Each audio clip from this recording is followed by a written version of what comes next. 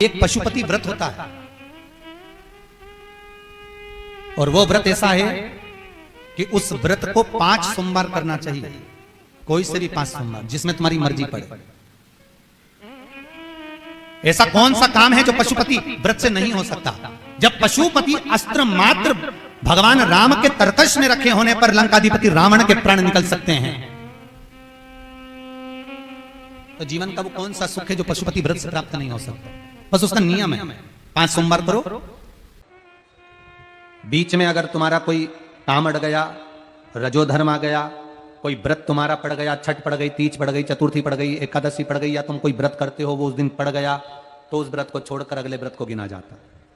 सुबह पूजन की थाली लेकर मंदिर में जाते हैं, भगवान का अभिषेक पूजन करते हैं, थाली लेकर वापिस आ जाते हैं, उस थाली को अपने घर में रख लेते हैं, उसी थाली को शाम के समय फिर वापिस मंदिर में लेकर जाते हैं, उसमें 6 दिए रख कर ले जाते हैं घी के, प्रसाद एक कटोरे में जिसमें भी लग कर ले जाना है, 3 हिस्से मंदिर के अंदर उसके करे जाते हैं। दियों को मंदिर में जमीन पर नीचे रखा जाता है, 6 दियों को प्रसाद के 3 हिस्से कर दिए जाते हैं, शिव जी की पूजन कर दी जाती है, पूजन कर कर प्रसाद के 2 हिस्से मंदिर में रख दिए जाते हैं, जो कागज ले गए, दोने ले गए, पात्र ले गए, उसमें 2 हिस्से वहीं छोड़ दिए जाते हैं, 1 हिस्सा थाली में रख लिया जाता है, 5 दिए जो जलाए हैं वो वहीं रखे रहने दो, 1 दिया जमीन पर से वापिस उठा लो, जिसको जलाया नहीं है उसको थाली में रख लो, शंकर भगवान से प्रार्थना करो, बाबा आज मेरा पहला पशुपति व्रत है, भोलेनाथ आप स्वीकार करना, मेरे मन की कामना ये है बाबा जिसके कारण मैंने ये व्रत किया है। व्रत का बोलकर, दिया लेकर, प्रसाद का 1 हिस्सा लेकर, थाली लेकर वापिस अपने घर पर आओ। घर के दरवाजे में जब अंदर प्रवेश करो, सीधे हाथ की ओर बाहर घर के बैठ जाओ, घर की ओर मुख करो और सीधे हाथ की ओर बैठकर घर की ओर मुख कर कर वहीं पर 6ठे नंबर का जो दिया लेकर आई हो उसको जला लो, बाबा से यहाँ प्रार्थना कर लो, भोलेनाथ मेरा कार्य ये है, इसको सफल करना। घर में प्रवेश कर जाओ। भोजन करते समय सबसे पहले जो प्रसाद का 1 हिस्सा तुम मंदिर से लाई हो, पहले उसको भोजन के समय पर पहले उसको खाओ, इसके बाद फिर भोजन करो। अपने प्रसाद के हिस्से में से किसी को प्रसाद नहीं देना। प्रसाद भगवान के मंदिर में जब बनाकर लेकर जाओ, कढ़ैया में, भगोनी में उतना ही प्रसाद बनाना जितना प्रसाद मंदिर जाएगा। आप 1 कटोरा भरकर ले गए और थोड़ा सा कढ़ैया में छोड़ दिया तो आपका व्रत सफल नहीं हो पाएगा। प्रसाद उतना ही बनाना, अगर ज्यादा बना है तो ज्यादा ले जाना पड़ेगा, कम बना है कम ले जाना पड़ेगा। प्रसाद कढ़ैया में, पात्र में छूटना नहीं चाहिए। जो शंकर जी के लिए बनाया है तुमने उतना की उतना पूरा लेकर जाना पड़ेगा। ये नहीं कि मैं बच्चों के लिए थोड़ा बना के छोड़ जाऊं, बच्चों के लिए थोड़ा घर वालों के लिए बनाकर छोड़ जाऊं, ना, जितना बनाया सारा लेकर जाना पड़ेगा। इसलिए उतना बनाओ जितना तुम्हें मंदिर में ले जाना। पात्र खाली होना चाहिए, तब उसको लेकर जाओ, 3 हिस्से करो, 2 हिस्से मंदिर में रखकर 1 हिस्सा लाओ। 4 व्रत पूरे हो जाएं, 5वां व्रत रहे, बाबा से विनती करते हुए 108 चावल के दाने, मूंग के दाने या फूल या पंखड़ी या बेलपत्र आदि जो भी आप बाबा को 108 चढ़ाना चाहें वो ले जाओ। 1 श्रीफल, कुछ भेंट साथ में लेकर जाओ। भगवान को नमन कर कर भाव के साथ में ध्यान देना। जो 108 सामग्री ले गए हो वो भगवान को समर्पित करो। नारियल और भेंट 11 रुपए, 21 रुपए, 51 रुपए जो भी तुम लेकर गए हो, वो जो जलाधारी है, जलाधारी का मतलब होता है ये जहां पर शिव जी का शिवलिंग रखा है, ये जलाधारी है। ये जल, नारियल, भेंट इस जलाधारी पर कभी नहीं रखना चाहिए।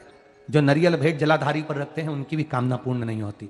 ये नारियल भेंट या जो भी फल है, फ्रूट्स है, कोई जलाधारी पर नहीं, जमीन पर रखो। और इस जलाधारी पर जहां भगवान शंकर का शिवलिंग रखा है, गोल जला देते हैं, जलाकर दीप रख देते हैं।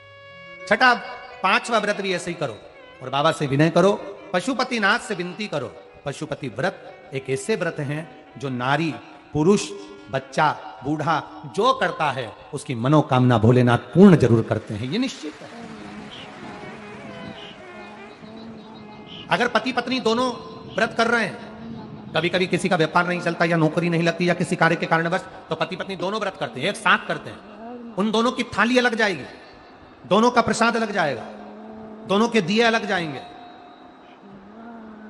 और दोनों अपने अपने प्रसाद को अलग से पाएंगे, एक थाली लगकर नहीं जाएगी। माँ और बेटा कर रहे हैं तो भी थाली 2 ही जाएगी, बेटी और माँ कर रही है तो भी थाली 2 ही जाएगी।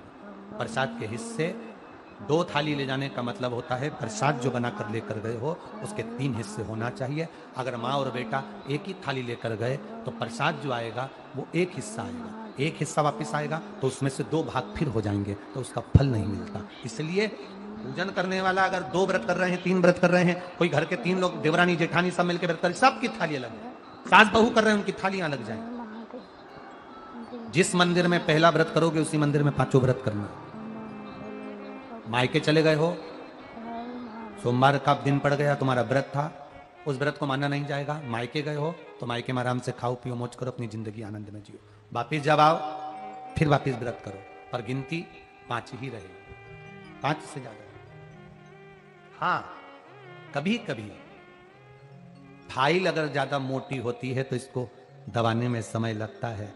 कभी कभी 3 महीना इंतजार करा, व्रत करा और पूर्ण नहीं हुआ, समझ लेना कुछ ना कुछ बाबा को बुलाने में कमी रह गई होगी, कहीं अहंकार आ गया होगा, प्रसाद बनाते समय कुछ भूल हो गई होगी, दिया मंदिर में भूली आई होंगी, या कुछ कारण हो गया होगा, कुछ ना कुछ हुआ है।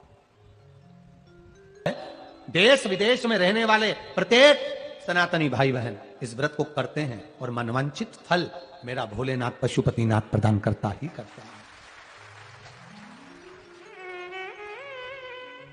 कई लोग उसको गुनगुनाते रहते हैं, जय